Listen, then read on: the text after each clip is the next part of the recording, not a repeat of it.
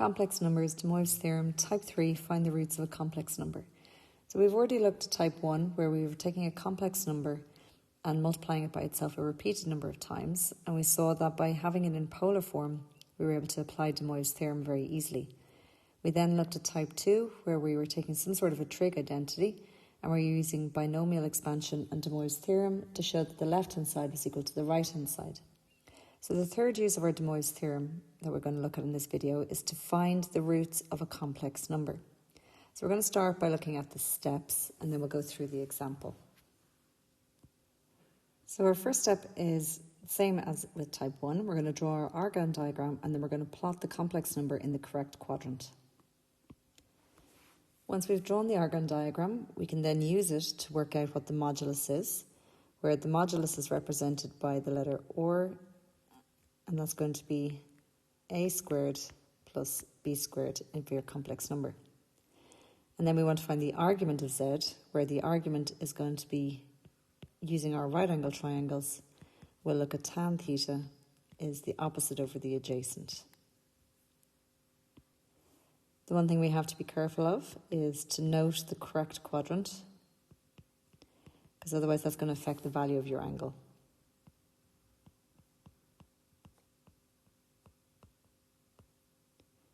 And you want to make sure that you're deciding, are you writing it in degrees or radians? So you can write it in degrees, which some students find easier. But of course, we have to be able to handle radians. So often the question is given to us in terms of radians. So it's always good practice to use radians for these questions. So now that we have the angle and the modulus, we can now write our complex number in polar form. But because we're looking for the roots of the quadratic, that means there's going to be more than one answer. So we have to take the polar form and then write it in general polar form. So if you're working in radians, your general polar form will be or cos theta plus 2n pi plus I sine theta plus 2n pi, because you're going around the circle more than once. If you're working in degrees, then it'll be 360n added on. So once we have it in general polar form, we then will apply de Moivre's theorem, which we can find on page 20 in our maths tables. But of course, we want to get z on its own in this case. So we're going to be raising both sides to a fraction. So n is generally going to be a fraction, and we'll see why in a second. So we then want to find our roots. So we start by letting n equals 0, 1, 2, 3, and so on, depending on how many roots it is that we're going to have. So say, for instance, we start off with a complex number which is, we're told, z to the power of 4 is equal to something. Then by our fundamental theorem of algebra, the power of 4 tells us that there are 4 roots.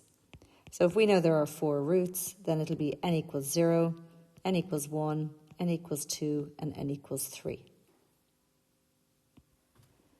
So for our first example here, we're going to look at solving the equation z cubed equals 8 and plot your solutions of the Argand diagram. So the first thing we want to look at is what's the power of z? So it's 3. So that's our hint. The power of 3 means that it's going to be 3 roots for our answer. So if we don't get 3 roots in our answer, we know we've done something wrong, and inevitably that's because you'll have forgotten to write out the general polar form. Okay, so our first step was to draw the Argand diagram. So we're going to plot 8 on our Argand diagram. So that means we're going out 8 units on the real axis. So that's the complex number 8, or 8 plus 0i. Our second step then we need is to figure out, well, what's the modulus? And our modulus is found by getting or is equal to the square root of a squared plus b squared. So in this case, a, the real part, is 8. B, the imaginary part, is 0. So of course that's the square root of 64, which is 8. Or from observation in our diagram there, because it's on the real axis, we know we've gone out 8 units from the origin, and therefore we could have just written down or is equal to 8. Second thing we need to work out in our second step is the argument of the complex number, in other words, the angle. And again, to find that, we normally say, well, tan theta is the opposite over the adjacent. And again, I can do this by observation from this diagram because 8 plus 0i lies on the real axis. And therefore theta is actually 0 degrees, or 0 radians. So our third step then is to take the modulus and the angle and to write out our polar form. I like to write out the polar form first so I don't make a mistake with my general polar form. So that means that we had the complex number z cubed equals 8. So that can now be written in polar form. Well, or is 8 times cos theta. Theta I'm going to take as in radians, 0, plus I sine 0. So in other words, we have or cos theta plus I sine theta. So now what we want to do is we want to do the general polar form, because this is going to allow us to find multiple solutions. And that's where I'm going to add on my 360n if we're working with degrees, or 2n pi if we're working with radians.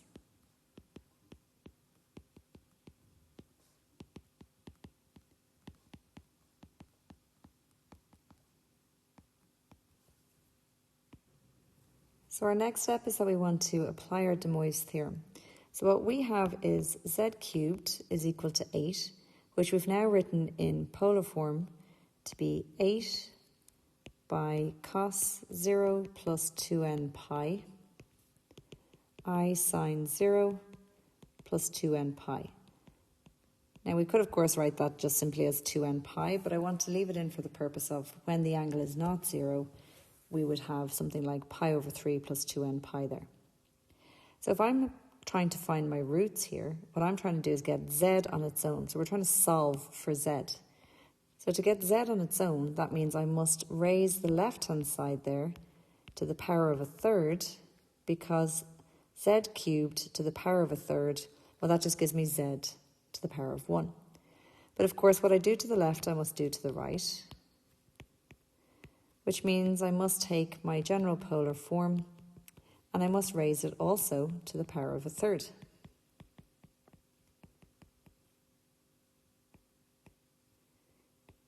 But by de Moivre's theorem, if I take a complex number in polar form and I raise it to a power, well, what that means is that I can take the modulus and raise it to the power, and take the angle and multiply it by the power.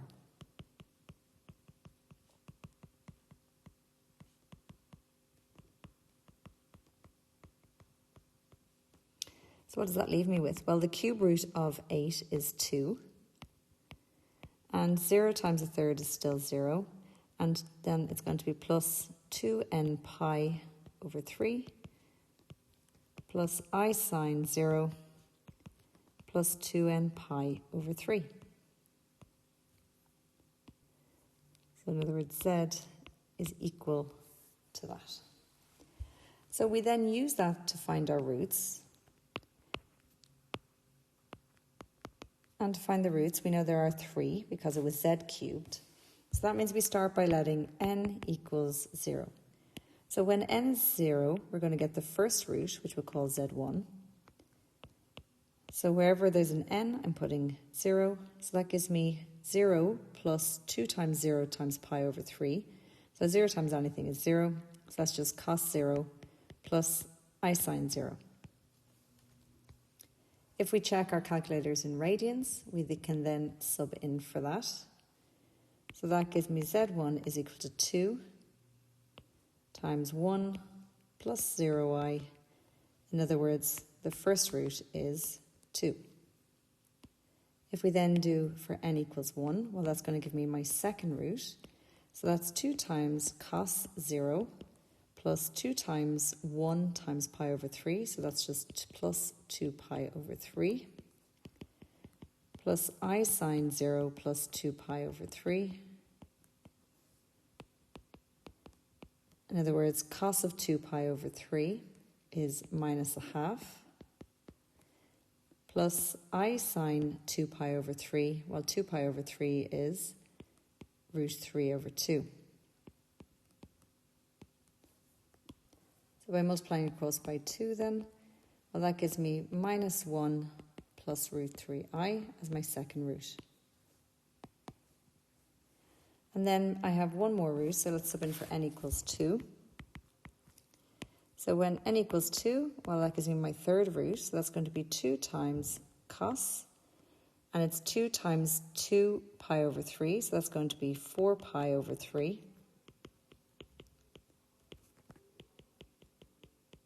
Which is, of course, 240 degrees if you're working with your degrees.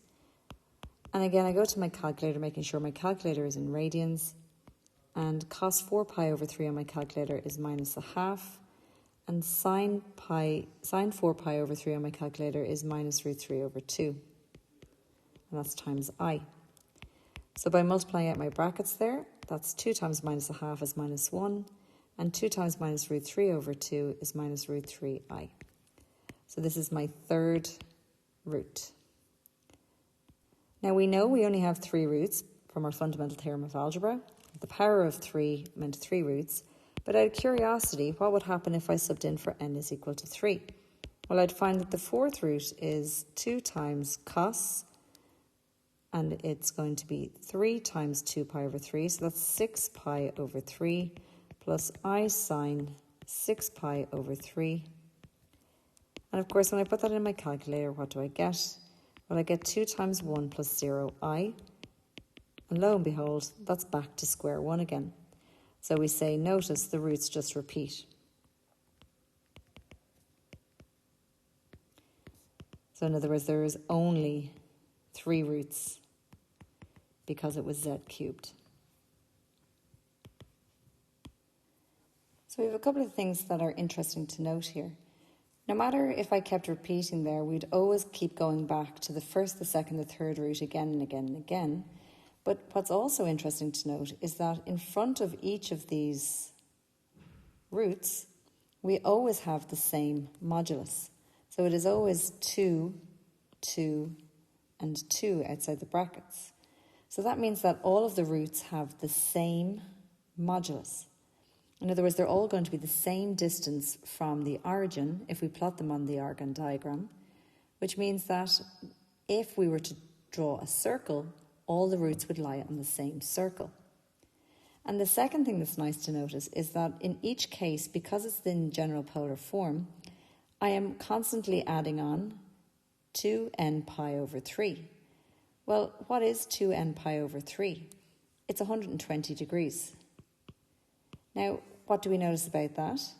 Well, if we said they all have the same modulus, and therefore they all lie on the same circle, and therefore they would just keep repeating themselves, well, we have 120 degrees is actually 360 divided by 3.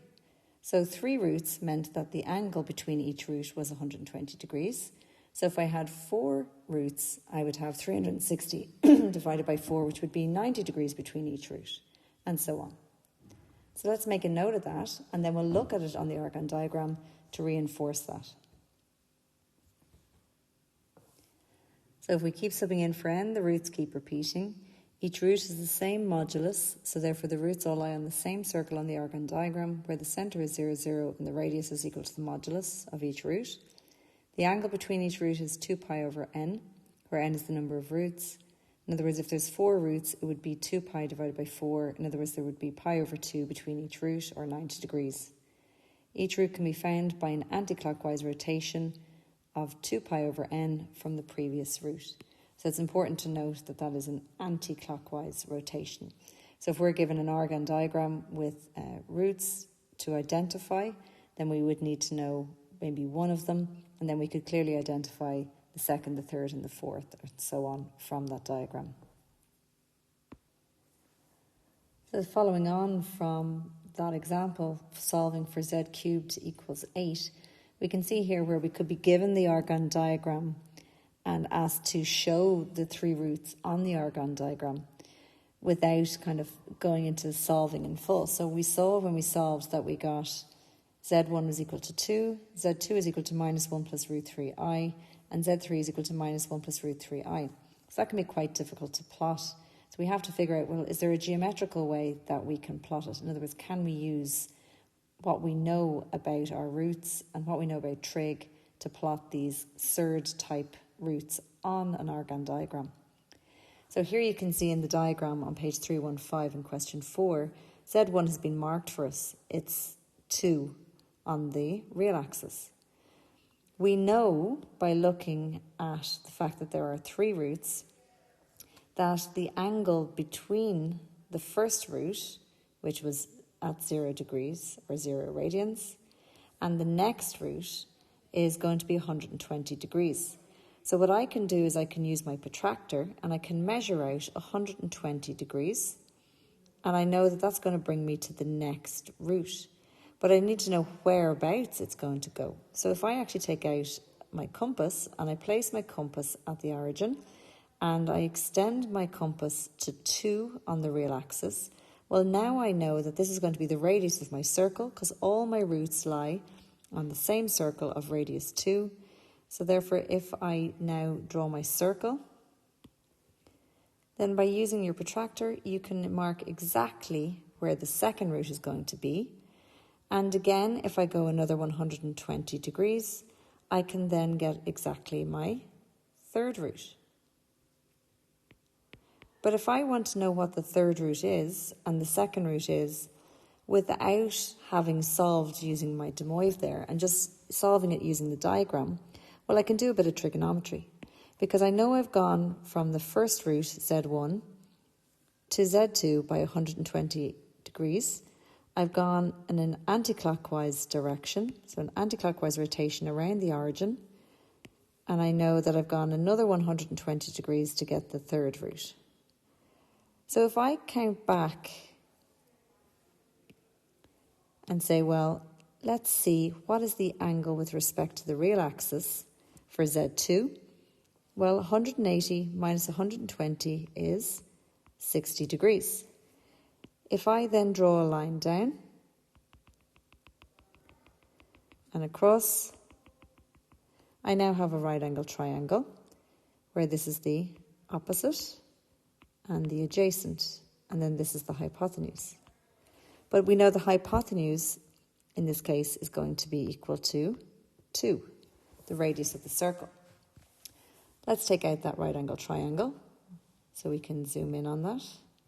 So that's 60, 2, and then this is the opposite and the adjacent and the hypotenuse. Well, we know that from trig that sine theta is the opposite over the hypotenuse. Therefore, if I rearrange that, I can get the opposite is the hypotenuse times sine theta. In other words, the hypotenuse is 2 multiplied by sine 60 degrees. And we know that sine 60 is root 3 over 2. So that means that the opposite must be root 3. If I do the same for the adjacent, well, that's cos theta is the adjacent over the hypotenuse, which means that the adjacent will always be the hypotenuse times cos theta. So if I sub in for the hypotenuse, which is 2, times cos 60, which is a half, well then 2 times a half is 1. However, if I look at my diagram, I've clearly gone out on the negative real axis and up on the positive real axis, imaginary axis, which means therefore that Z2, I've gone out on the adjacent, which is 1, and I've gone up root 3 on the imaginary. So therefore that allows me to write down from my diagram that Z2 has to be out minus 1 and up root 3i. And all I've done is I've read that from my diagram. And if I go back and check when we were doing de Moivre, that's exactly what I got for the second root, minus 1 plus root 3i. If I look at the third root then, well again, what's the angle? Well, it must be 60 degrees with respect to the real axis there, because I have to have gone an anti-clockwise rotation again from the Z2 to get to Z3, and it must be an anti-clockwise rotation of 120 degrees. So that means that it must be another 60 degrees, so that the total rotation there is 120. That means then again that if I drew the opposite 60 and the adjacent, well, I have exactly the same thing again, because my opposite is still going to be h sine theta, and my h is still 2 because it's lying on the same circle, and my adjacent is again going to be h cos theta, which of course is 1. But this time I notice I've gone out on the negative real axis and I've gone down on the negative imaginary axis, which means my value for a must be -1 and my value for o must be minus root 3, which means then that z3 has to be -1 minus root 3i. And we can also see from that diagram that it's clearly a reflection through the real axis, so therefore the I value changes its sign. So by using a little bit of trig, we're able to work out the opposite and the adjacent in these right angle triangles, and therefore write down the value of each root once we understand that there's an anti-clockwise rotation of 2 pi over n, and then we can solve for the others. So a similar orgone diagram question is question 5 on page 315, where we're given a diagram showing the 4 roots of z to the power of 4 equals 1 plus root 3i. So again, we could go through the whole process of orgone diagram, modulus, angle, polar form, general polar form, apply de Moivre's theorem and solve the roots by subbing in for n equals 0, 1, 2, 3 and 4. Or we can look at this diagram and say, well, what information do we know? Well, we know, first of all, that there are definitely 4 roots because it's z to the power of 4. And we can see that we have the first root, z1. We have z2. We have z3. And we have z4.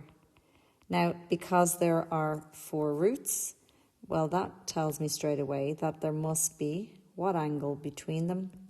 Well, there must be pi over 2 between each root. So it's an anti-clockwise rotation of pi over 2 around the origin. So if I draw a circle, I see all of the roots lie on the same circle of modulus what? Well, we'll have a look in a second. And then there's an anti-clockwise rotation, and that must be of pi over 2, or 90 degrees. So in other words, to get from one root to the other, we keep adding on 90. So what's the modulus? Well, if we look at part 1, we're actually given the first root. So this is the first root. And we can see in the first root that it's in the polar form. So when it's in polar form, we know that or represents the modulus and theta is the angle with respect to the 0 degrees. So therefore that means that the modulus is going to be 2 to the power of a quarter. So that means that the radius of the circle is 2 to the power of a quarter. And the question says, well, what's the modulus of Z1? Well, the modulus of Z1 is obviously 2 to the power of a quarter. And that's the same for the modulus of Z2, which is the same for the modulus of Z3, which is the same for the modulus of Z4, because all the roots lie on the same circle.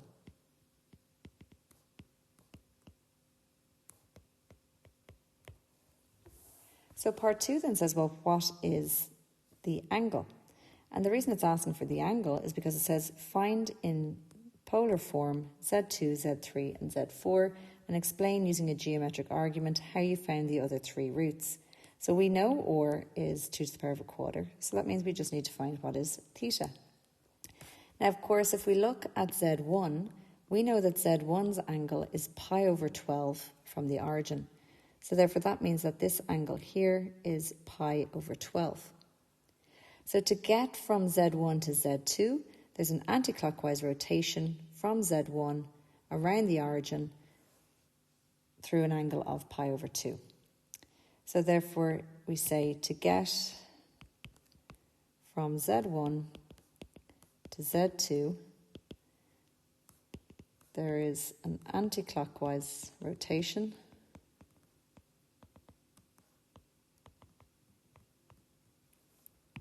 of 2 pi over 4, in other words, pi over 2, around the origin. And therefore that means that the angle for Z2, so it must be pi over 12 plus pi over 2.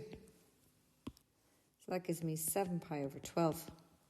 So because I know the modulus is 2 to the power of a quarter, and I now know that the angle from the 0 is 7 pi over 12, I now have my second root in polar form. Well, how do I get the third and the fourth? Well, basically I keep adding on pi over 2.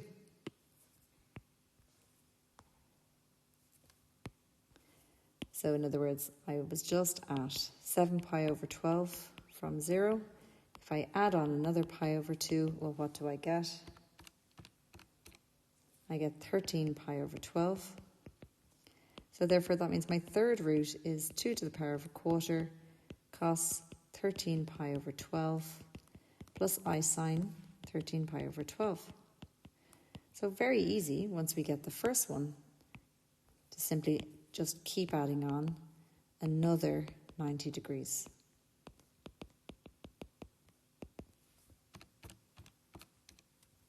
So that gives us 19 pi over 12 for the fourth root. And without going through the whole steps, once we had a diagram to start with, we could then just use our diagram and use our knowledge of the roots to get each one. Okay? So what you're going to do is you're going to go to page 315 and you're going to do the following questions. So question 2, part 3, part 4, part 7, part 8, question 6 and question 7.